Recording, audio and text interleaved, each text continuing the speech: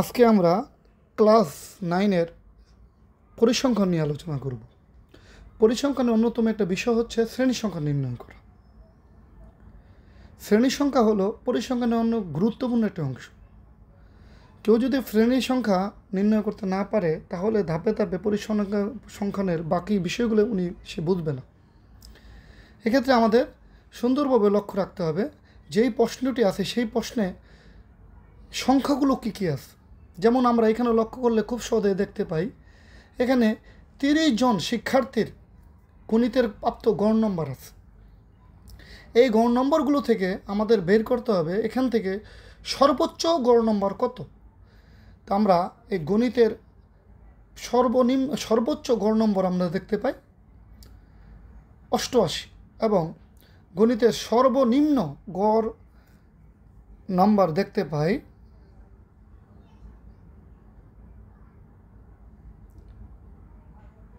40। এটা হলো শুরুর অংশ। এখন আমাদের বের করতে হবে পরিসর। আর পরিসর বের করার জন্য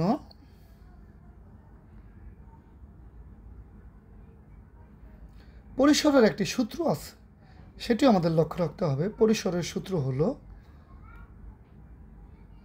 সর্বোচ্চ মান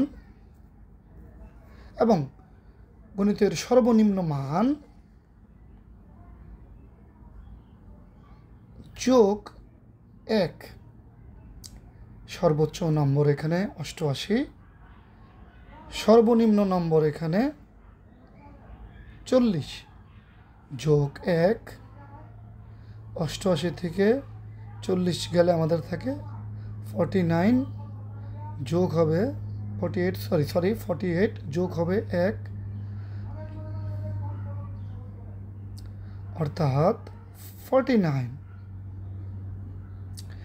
এখন আমরা বের করলাম পরিসর। আর পরিসর আমি আবারও বলছি পরিসরের সূত্র হলো সর্বোচ্চ মান মাইনাস সর্বনিম্ন মান প্লাস 1। এখন আমরা 5 ধরে গণসংখ্যা শ্রেণী সংখ্যা বের করব। 5 ধরে গণসংখ্যার শ্রেণী সংখ্যা বের করব। গণসংখ্যার শ্রেণী সংখ্যা বের করতে গেলে অবশ্যই আমাদের 49কে ভাগ দিতে হবে 5 দিয়ে। কেননা আমরা 5 ধরে শ্রেণী সংখ্যা বের করব। অনেক সময় 5 না ধরে আমরা চাইলে 10 ধরেও কিন্তু এই শ্রেণী সংখ্যা নির্ণয় করতে পারি। যেহেতু প্রশ্নে লেখা আছে 5, তাই আমরা 5ই ধরব। এখন 5 ধরলে আমরা যদি 49কে 5 দিয়ে ভাগ দিই এক্ষেত্রে আমাদের হয় 9.8। আমাদের লক্ষ্য রাখতে হবে 9.8 হলেও আমরা লিখব কিন্তু 10। কেন 10 লিখব খেয়াল করি আমরা।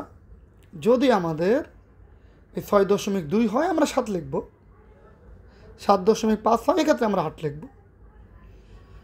এবং যদি আমাদের 4.3 হয় এক্ষেত্রে আমরা 5 লিখব। অর্থাৎ আমরা এই দশমিকের পরে যাই হয় এটা আমরা বেশি ধরে লিখব। ঠিক আছে, তাহলে আমরা এই শ্রেণী সংখ্যা যদি আমরা বের করতে চাই তাহলে আমরা প্রথম থেকে বলি। অবশ্যই আমাদের খেয়াল করতে হবে সর্বনিম্ন এই গণিতের সর্বোচ্চ মান এবং সর্বনিম্ন মান বের করে লিখতে হবে। সেখান থেকে পরিসর বের করতে হবে। পরিসর বের করে পরিসরকে আমাদের 5 দিয়ে ভাগ দিতে হবে, তাহলেই আমরা শ্রেণী সংখ্যা বের করতে পারব। এখন এই শ্রেণী সংখ্যা আমরা বারবার না শিখে একবার মনোযোগ দিয়ে যদি শিখি, যে কোনো অঙ্কের মধ্যে যদি এই শ্রেণী সংখ্যাটা থাকে আমরা চাইলেই সেখান থেকে বের করতে পারব। এখন আমরা আলাদা আলাদা না শিখে এরকম, যেমন আজকে আমরা শ্রেণী সংখ্যা শিখলাম কীভাবে বের করে, এবং ধাপে ধাপে যদি আমরা আগাই মোটামুটি 5 থেকে 6টা জিনিস শিখলেই